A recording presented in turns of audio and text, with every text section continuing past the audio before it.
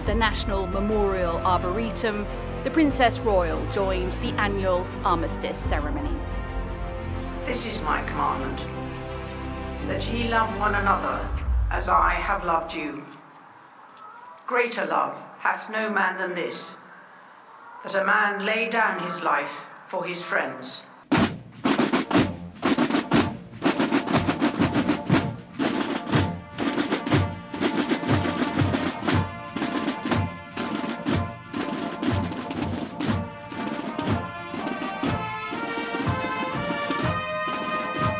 Our job was to supply the troops. Now, we were a constant target for German fighters. You'd get sometimes called out 2, 3 o'clock in the morning. And you wasn't allowed to drive with any lights on. You had to drive complete darkness. We used to sleep in the cab of the lorry every night, sitting up with the head at the back. And that's how you spent every night, unless you was called out. And this particular night, I said to my co-driver, I'm fed up with sleeping in this cab. I said, let's get out and get under the lorry. So we laid out underneath the lorry. Mind you, the lorry got hit. Remember, it's full of ammunition and petrol, so we wouldn't have stood much chance. Anyway, luckily we didn't get called out that night. But when I got up in the morning, the window screen where I would have been sitting and sleeping was all smashed to smithereens by a piece of shrapnel from a German bomb. The one night that I decided we'd sleep underneath.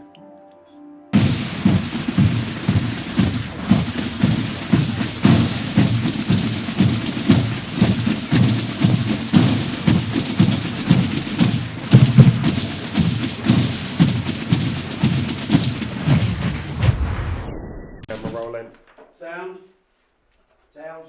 Yeah, mark it. Scene RL, take 1. Scene RL, take 1. Higher a bit higher up. Okay, that's fine. Okay, everyone still, papers down, nothing fluttering, and action. Hello and welcome, my name is Nicola Kelleher and today I'm here at the Armed Forces Business Centre, a standalone community group that's out there to help ex-military and in fact anyone in the community. And what a wonderful setting here in Colchester, the oldest military town in the UK, and I'm joined by one of its founders, Robin. Thanks for joining us, Robin. Thank you very much, Nicola. Tell us a little bit about, I'm going to abbreviate you to AFBC, which is your abbreviated name. Tell us a little bit about how it came about, because you're ex-military, aren't you? But you're quite young, so I think, hold on a minute, how long did you spend in the military? How did this wonderful business come about? So I did 8 years within the Royal Navy, and I left due to medical discharge. Okay. And the 2 other founders also were in the military as well. And we spotted things that needed to be fixed within the system, and we thought who better to do it than 3 people that have recently left, have had a front row seat to what's wrong, and have the capabilities to do so. But did you enjoy your career, going back a little bit before you left, before you had to leave? Did you enjoy being in the military? Was it something that you always wanted to do? Yeah, so I grew up in a single parent household, and it was very manic sometimes, but it was a fun environment. I didn't enjoy my schooling life, so I really went into military life. I went through military preparation school, and then naturally went into the military after I did my GCSEs, and I wanted to do my 22 years. I was fully committed. It was the only thing I wanted to do, but sadly it got cut short, but I loved my time. When you think of the AFBC, Tony, what do you think is the crux of it? What is the sticking point? Well, it's giving back to veterans and people that are leaving the services. Just a clear cut. It's formation of the brotherhood that was lost in the military, and it's giving back to people that are getting out the army that are lost in a sense, and giving that brotherhood back and creating jobs and employment and things for people.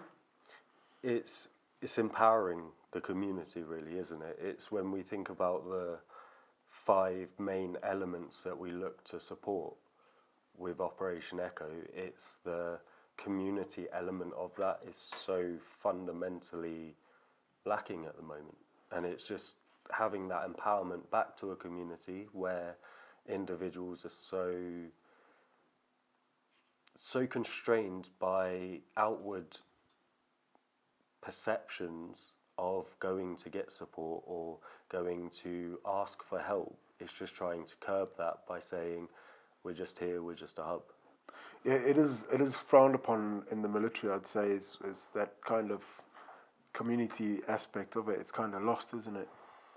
Very much so. It's when you think about the bubble within the military, the emergency services, you know, fire, police, they all have the same thing. They're in their tight-knit community. They support each other as and where they can, but then when they leave that service, they then lose that bubble. That bubble pops. And in a sense, they've also gone through quite a lot of trauma, mindset trauma in a way, that they are distorted. Scene BBNK, take 1. And action. So Brendan, you came from South Africa I did, yes. all the way to England, joined our army, left the army, and now ended up in Colchester. Yeah, so I was based in Colchester Okay. for 8 years of my military career, which I've also been based in Wales, but I was obviously drawn to Colchester. I was brought to Colchester for a reason. Yeah. I love the history about Colchester, so I ended up, you grow roots in a place, and you just, I love Colchester, I love what it's worth. My boy, Jesse, he comes here and he's always talking about the Romans, and Really?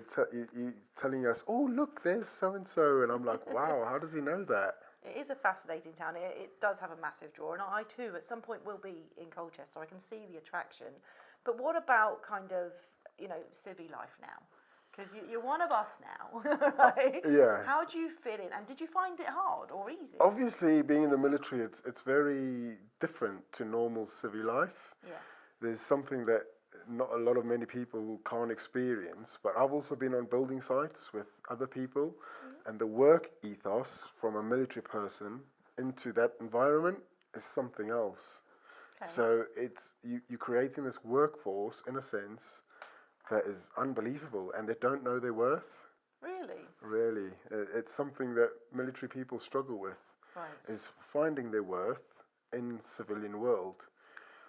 Because you've got all these qualities that bring you together, leadership, everything about the military that bonds you together, and when you come out, I mean, for me, I'm a workaholic, so I like to work, I like to experience things, but being in the building world, I'd say, you just see a different part of military-minded people. Do you think that whole thing about self-worth, not knowing your self-worth, and having a purpose in the army may be a reason why a lot of people join? Because I used to see people that from my school, they weren't kids that kind of conformed. They were maybe a little bit naughty and then they'd go into the army, and I'd think, what on earth are they doing in there? There's so many rules. Why did you join? What was your reason? I think for me, I've always wanted to join the military, and the South African military wasn't up to standard. Right. Or your standards, or? Well, yeah, I mean, Okay. the British Army is known for being the best in the world, so I thought if I want to join, it was the same reason why I joined the Parachute Regiment, because they're the best. The best ones. Yeah, so that was my journey across. But you were saying about the mindset stuff, and you do get a lot of people that join the military that doesn't have a purpose.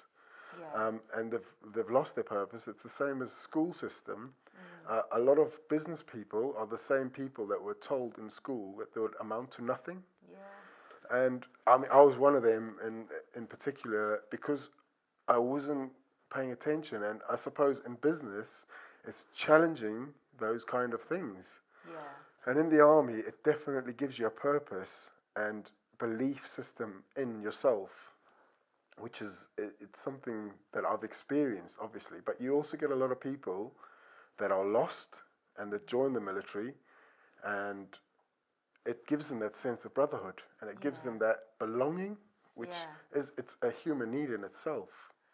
Brilliant. Cut, reset, sofa out, That was chairs in. nice, that Chris, was. I know, yeah.